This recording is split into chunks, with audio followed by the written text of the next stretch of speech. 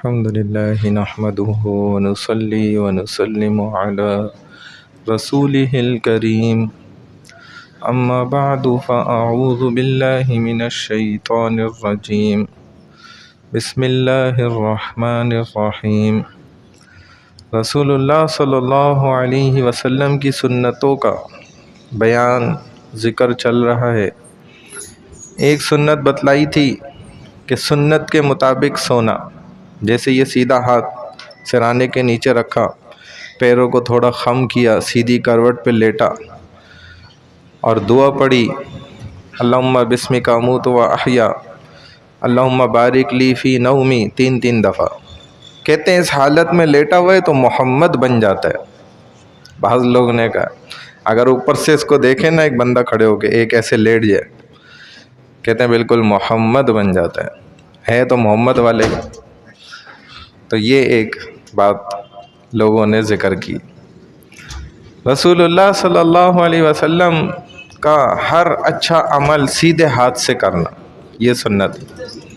آپ نے جب بھی کپڑا پہنا، کرتا پہنا یا کچھ بھی اوڑھنے کی چیز آپ نے پہنی بدن پر، تو پہلے سیدھا ہاتھ داخل کیا، ایسے ہی سیدھا پاؤں داخل کیا، اور اتارنے میں الٹا ہاتھ پہلے نکالا، الٹا پاؤں پہلے نکالا۔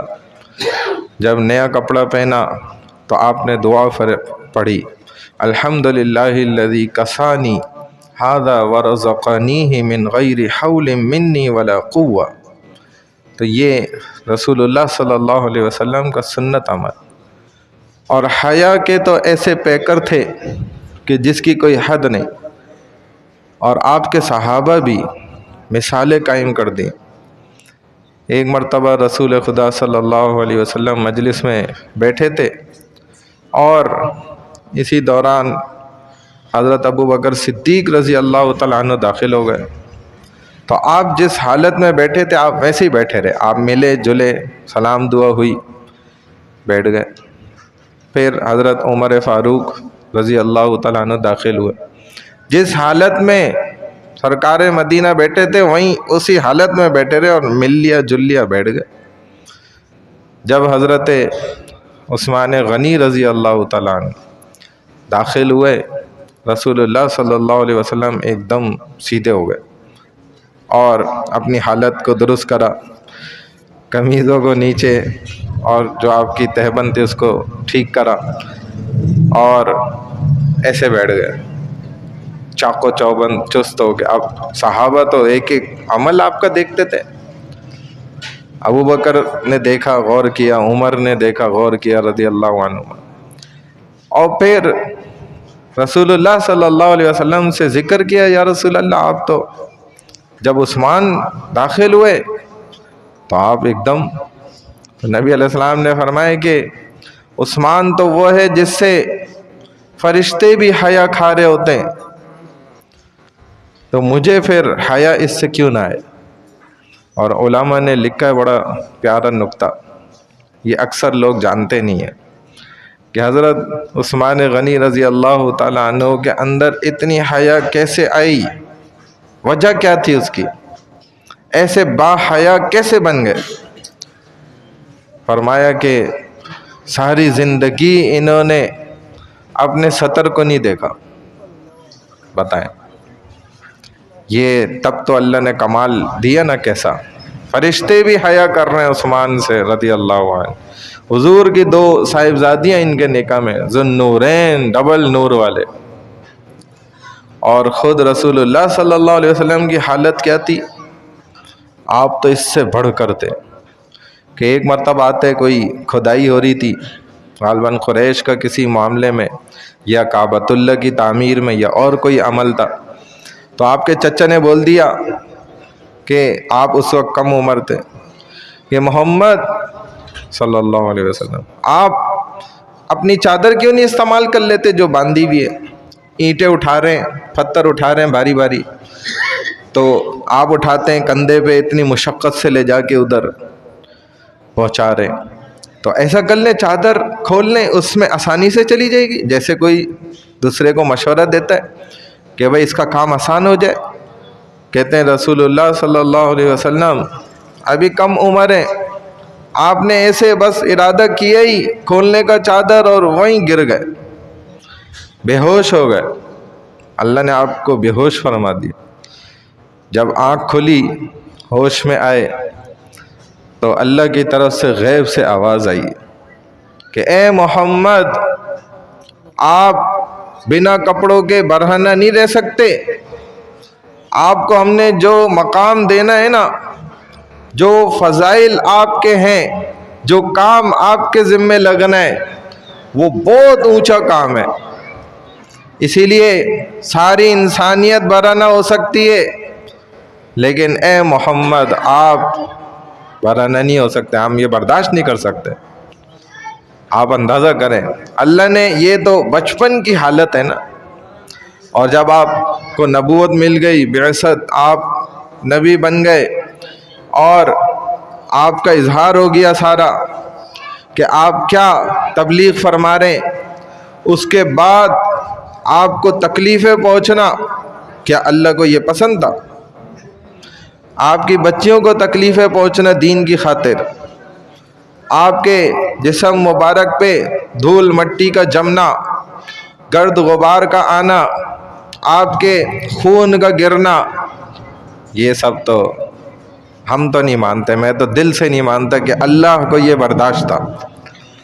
اللہ یہ چاہتے تھے، ایسا نہیں۔ جو ایک کپڑا نہیں کھلنے دے رہا رب۔ اور میں نے دوسرا واقعہ بھی سنایا تھا کہ آپ صلی اللہ علیہ وسلم نے جب اپنے بکریاں چرانے والے ساتھی سے کہا کہ آپ میری جگہ پہ ذرا ایک دن بکری چرا لو، اور قریش کی بڑی شادی ہو رہی ہے، میں بھی تو ذرا جاؤں دیکھوں، میں بھی تو اسی قبیلے کا ہوں، مجھے بھی تو پتہ چلے کیسے شادیاں ہوتی ہیں ان کے یہاں۔ جیسے ہمارے یہاں بھی ہوتا ہے نا، بچے کتنا شوق ظاہر کرتے ہیں، بھائی ہم بھی جائیں گے شادی میں ورنہ کوئی نہیں جائے گا، بچوں کی یہ ڈیمانڈ، اور بچوں کو لے جانا پڑتا ہے، کیا کریں، انسان پیچھے لگ جاتے ہیں، کرتا پکڑ لیتے ہیں۔ تو اسی طرح نبی علیہ السلام نے اپنے ساتھی کو کہا بھائی آپ کل بکریاں چرا لینا، میں ذرا دیکھوں تو قریش کی بڑی شادی ہونی ہے، میں بھی تو دیکھوں شادیوں میں کیا ہوتا ہے ان کے یہاں۔ تو شادیوں میں کیا ہوتا تھا، دھوم دھڑکا ہوتا تھا، اور گانے باجے ہوتے تھے، اور جھوٹے قصے کہانیاں، اور یہ چلتا تھا۔ اب رسول اللہ صلی اللہ علیہ وسلم سب سے پہلے ہی پہنچ گئے وہاں۔ ان کے ساتھی نے کہا ٹھیک ہے میں بکریاں چراتا ہوں، آپ جائیں دیکھیں۔ پہنچ گئے، اب جو ہے ابھی تو محفل شروع ہی نہیں ہوئی تھی، کہتے ہیں جب لوگ اکٹھے ہونے لگ گئے، جمع ہونے لگ گئے، اللہ نے فغلبنی النوم، ان پر نیند کو زور آور طریقے سے غالب کر دیا، اور رسول صلی اللہ علیہ وسلم فرماتے میں تو ادھر لیٹا، ایسا تھکاوٹ کہ میں گم سو گیا۔ اور پھر شادی کے سارے معاملات شروع ہو گئے، دھوم دھڑکا ہوتا رہا، ناچ گانے ہوتے رہے، میوزک چلتا رہا، فحاشی ہوتی رہی، اور قصے کہانے جھوٹے چلتے رہے۔ اور نبی علیہ السلام فرماتے ہیں میری آنکھ صبح جب سورج نکل گیا، دھوپ پڑی تو میری آنکھ کھلی۔ اب میں نے سوچا کہ شاید مجھے بہت سخت نیند ہوگی، کیونکہ بکریاں چرانے والا ویسے ہی بہت تھک جاتا پورا دن۔ چلے گئے واپس، اللہ نے ان کو نہیں اٹھنے دیا، سلا کے رکھا مزے سے، اور سب کچھ چلتا رہا۔ حالانکہ یہ بات آپ بھی جانتے ہیں کہ جب جس گھر میں شادی ہو رہی ہو ادھر تو نیند ہی حرام ہو جاتی ہے۔ بہرحال اگلے دن پھر اپنے ساتھی سے کہا کہ بھائی میں پھر جاؤں گا، کیونکہ میں کچھ دیکھ ہی نہیں سکا، اب تو لگتا ہے نیند پوری ہے، اب جاؤں۔ اس نے کہا جائیں آپ، میں آپ کی جگہ بکریاں چراؤں گا۔ اگلے دن پھر چلے گئے، پھر وہی حالت، سیم ایز اٹ از، اور فغلبنی النوم، میرے پر نیند ایسی طاری ہوئی کہ میں سو گیا۔ صبح جب سورج نکلا آنکھ کھلی، ابھی تو کم عمر تھے، اور اللہ نے پھر ان کو اندازہ ہوا کہ بات کچھ اور ہے۔ وہ کہتے ہیں نا گال وچ ہور ہے، اللہ نے نا پھر غیبی آواز ایسے نہ سنا دی کہ بھائی ہم نے تو جن آلات اور انسٹرومنٹس کو، میوزیکل اور فحاشیوں کو، گانے باجوں کو اور اوریانیوں کو، جھوٹے قصوں کو آپ کے ہاتھ سے توڑوانا ہے، ختم کرانا ہے، وہ ہم آپ کو کیسے سننے دے سکتے ہیں؟ یہ حیا ہمارے نبی کی، یہ تو بچپن کی حالت بتا رہا ہوں، اور جب آپ بڑے ہو گئے تو کیا عالم تھا آپ کی حیا کا، یہ تو ہم اندازہ نہیں کر، سوچ ہی نہیں سکتے، اس کے الفاظ نہیں ہیں بتانے کے لیے۔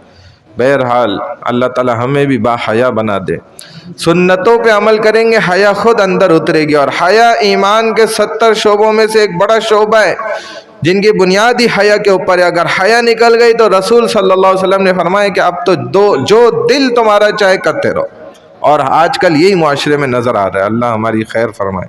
سبحان اللہ و بحمدہ، سبحانک اللہم و بحمدک، نشہد ان لا الہ الا انت، نستغفرک و نتوب الیک، برحمتک یا ارحم الراحمین۔